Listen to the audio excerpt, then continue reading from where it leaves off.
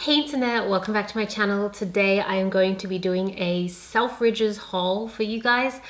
I love Selfridges. I've only been to the store once because I've only been to London once in my adult life, and when I went there it was like David Jones on steroids. So if you're in Australia, you'll know that David Jones is one of our departmental stores. It's kind of like Nordstrom, Neiman Marcus, something in that vein.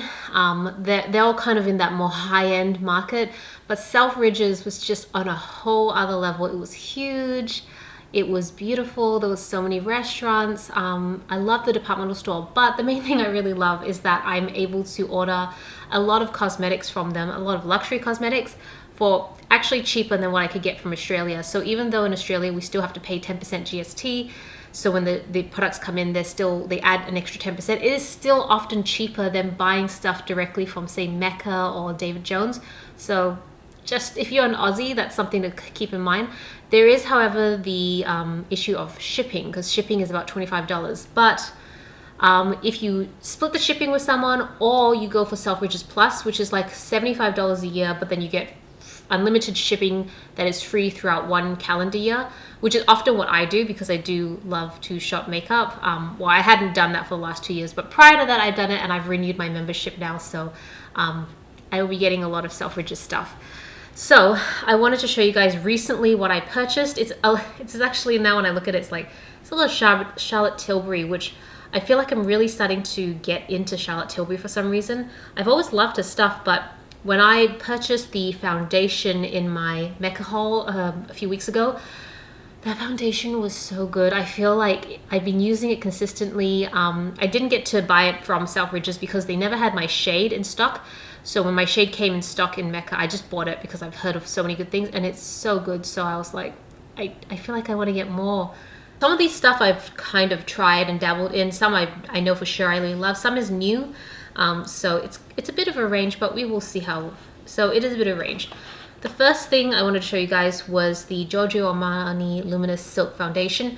So this is not new to me. This is actually the first luxury foundation I ever purchased. I remember, oh man, this is easily 10, 15 years ago now, when I was working in the city at my first job, and I felt like I was bawling because I finally had a full-time salary. I was working in the city. I was dressed up in corporate wear. I thought I was like, I'd made it. And all I really had was a graduate role, but it was still amazing. So one of the things that I wanted to buy for myself was finally some luxury makeup, because prior to that, anything I'd purchased, I was working part-time prior to landing my full-time job. So throughout university and high school, I've always had little part-time jobs here and there. But all the makeup I've ever bought was always at Priceline or the supermarket, which is still great. I still buy a lot of makeup from Priceline, but that's all you can afford. That makes a big difference when you can walk into David Jones and actually buy this. So it's got a special place in my heart, but obviously the bottle that I used to have is well and truly expired, gone. I'm pretty sure I almost finished it because I used it every single day when I first got it. And I don't know, I just kind of fell down nostalgia path, and I thought I really would love to get another bottle, just, see what it's like, if it's still the same. I do have a review for this on my blog. I haven't updated my blog in a while, so it might have to do a bit of searching for Giorgio Armani. But if you are curious to know more about, if you want more details around the quality of the foundation. But I'm thinking of actually updating my blog more regularly again. I used to blog 5 days a week, and now it's like once a year if I'm lucky. But yeah, that was my first purchase. Since we're talking about buying old products, another product I bought was the Kevyn Aucoin the sculpting powder. So this is, I actually got 2 of them. They're still in their packet.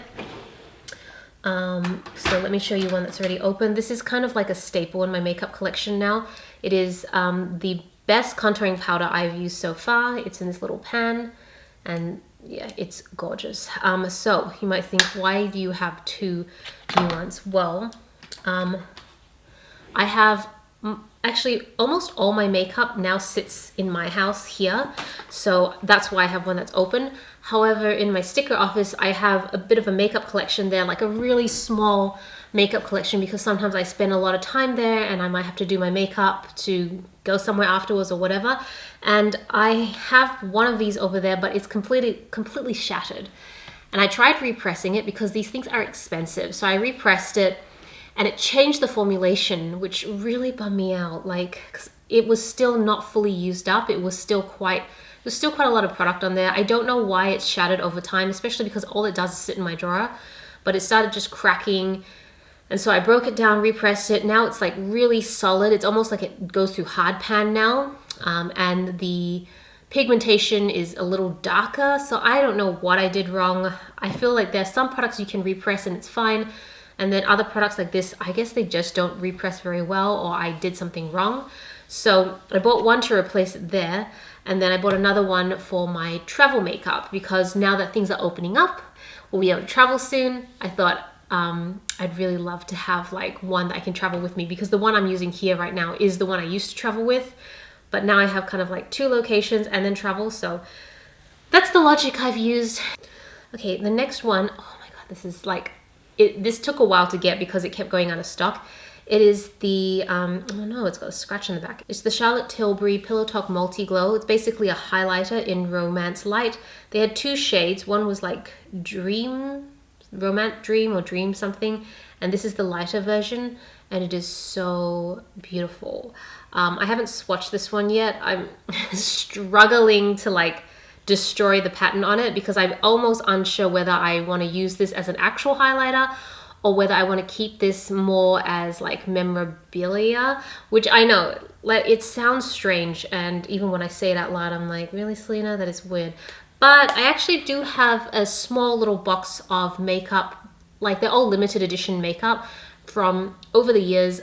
Probably half of it's expired now, but it's all really beautiful, intricate designs, often from Chanel or Dior, and it's just so amazing that I don't know, I don't want to use it. I want to keep it like art. It's almost like in that sense, right? I mean, in a lot of cases, eventually when I show you guys a bit more around the house, you'll see that there are some scarves that I've purchased that I would never actually use as a scarf. I've bought them so I can frame them like paintings, because it's just the sort of art that I like to look at. I mean, I still like traditional art, but that's another form of art that I like. And so sometimes I will buy makeup which I don't actually intend to use, and I don't think I want to use this one. I think I just want to keep it. At least that's my logic for now. Yeah. I feel silly saying it. I'm sure a lot of people are just rolling their eyes at me right now and like, ugh. But yeah, that's just kind of how I work for some of the makeup. So I'm going to put this probably in that drawer, that little box that I have. If you guys are ever curious, let me know. I'm happy to show you guys all the makeup I've kept over the years. Some of it's really old, but it's just, yeah, just nice to look at. Just pieces of artwork that just happen to be makeup. So continuing on with Charlotte Tilbury, I picked up 3 different eyeshadows because apparently that's what I needed. The first one, I really love this one, and I want to get more of these, like this longer Charlotte Tilbury. I think I only have one right now. This one's a little bit shorter, but there's some that are actually quite a bit longer. And I just love how instructional Charlotte Tilbury is with her eyeshadows. She makes it really clear which shadow is for what part of the eye. It's very, I love that I don't have to think, should that go my crease, or that should go my base, or like, I don't have to think. She explains it all. You can kind of see it at the back here, how she kind of split the palette. So you can see the first 3 here are for a day eye, the last 3 here is for a date eye. And so the first one is a prime, then the second is enhance, and then the third is smoking it out. And it's the same concept: prime, which is like what you'd put for your base, enhance, center of the lid, and then just smoking the lash line out. And I just think that's so handy because I don't even have to think about it. So the longer ones, I purchased one a few years ago. It's quite a bit longer, and it does the exact same thing. So there's 3 colors, there was 4 different looks, and I love using that. It's just so good. I also purchased 2 of these luxury palette quads. I think they're called luxury palette. And it's a very similar concept. In the back, she kind of instructs you how to use each of the colors. So this first one is called the Queen of Glow Prime. Enhance, Smoke Out, Pop of Color. So all four kind of have a region of the eye to go on.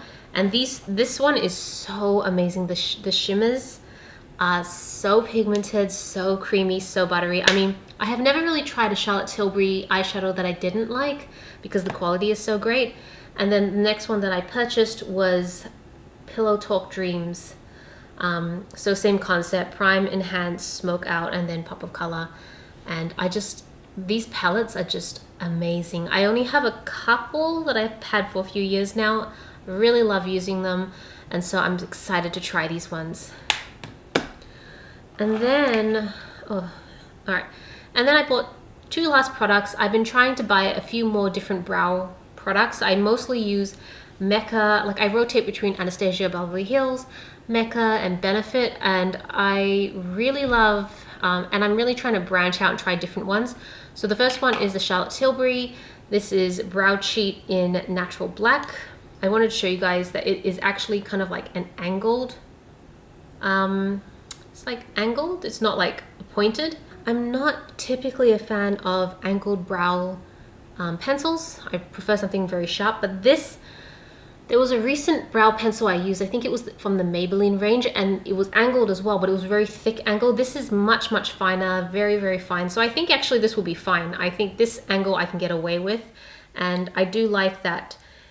It's a different type of shade, like it says natural black. When I swatch it, it actually feels like a very deep brown. I tend to prefer gray tones instead of warm tones for my eyebrows. I feel like the warmer tones tend to, like, you notice them a little bit more, but I thought I'd give this a shot.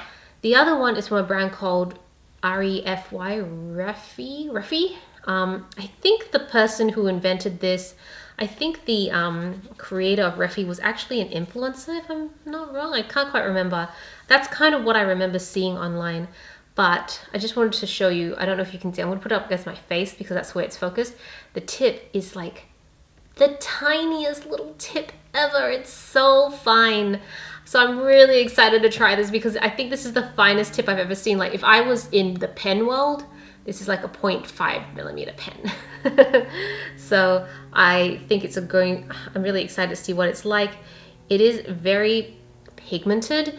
So some brow pencils are much more harder, and so you've got to push down a little bit harder, which is not the worst because this is your brow bone. So you're actually drawing on bone itself, as opposed to if you were doing like say cheeks or lips or something like that, which are a bit softer. There's no like hard bone behind it. So I don't really mind when they get harder, but if it's softer, it's fine too.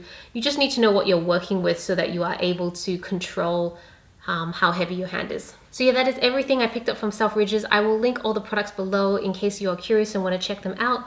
But yeah, I definitely recommend shopping Selfridges for luxury, especially if you live in Australia and are comfortable with the shipping. The shipping's the only part that I'm like, it's a lot for shipping, but I guess it depends if you are someone who either one, buys a lot of makeup to begin with, or two, you know a lot of people in your friendship group that buy that sort of makeup, and then you guys can just pull in together.